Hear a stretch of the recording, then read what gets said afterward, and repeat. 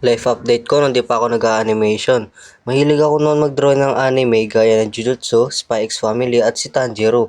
At marami pang ibang mga anime na kinahiligan ko noon na i-drawing. Ewan ko ba mahilig ako mag-drawing ng anime pero di ko naman favorite. Pero may isa akong kinahiligan na anime walang iba kundi ang Jujutsu Kaisen at Spy X Family. Yung bata sa palabas niya, lalo na pag Tagalog dub at Japanese dub. Ito yung mga pinaggagawa ko nung di pa ako nag-animation. Kahit pangit, parang comfortable naman ako sa gawa ko.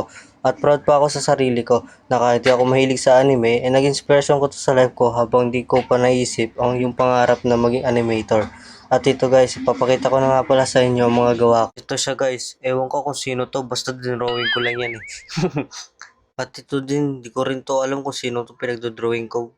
Basta ginaya ko lang yun sa YouTube, mga tutorial. Next, ito mga ginagamit kong reference na para sa mga mata. Para di ako mahirapan pag naghahanap ng mga mata na i-import. At ito, natatawa ako dito kung bakit ang haba ng baba. Pero okay lang, at least maganda, di ba? At ito, ang favorite kong anime, walang iba kundi si Anya. Nilagyan ko nga pala siya guys ng pangalan sa baba. Kasi anyang mukha ay napaka-cute lalo na sa boses. At ito, ang pogi niya dito no. Nakasalamin pa. Di ko rin to alam yung pangalan pero binabanggit ito ng kaklase ko yung sino, kung sino to, kaso nakalimutan ko. At ito din, sa pagkakatanda ko si Sasuke yata to eh.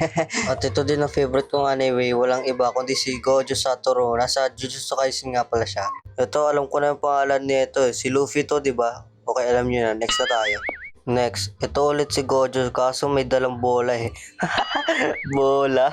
Ito, di ko rin to alam pero tinatawag ko to sa sarili kong si Star Eye.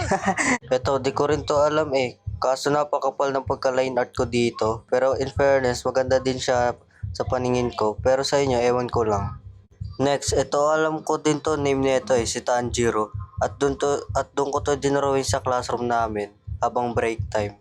At ito, si Tanjiro din, may dalang pag-asa. At ito, di ko to alam Sa pagkakatanda ko, nasa likod niya si ano yan si Luffy. Ay, ito, si Gojo ulit. Kaso wala na siyang dalang bola, may coil naman yung mata niya. At ito si Killua, kumukuha ng pusa na dinararamdaman ng biktima niya. Si Megumi Fushiguro, nasa from Jujutsu Kaisen, pogi diba? At ito si Shoto Todoroki, pula diba yung buhok niyan?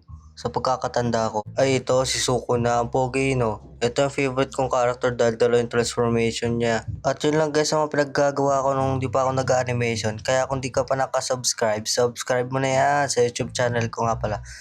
At paki-like mo na din, salamat. Bye bye mga ka-Jujutsu Kaisen. Pogi, bye bye.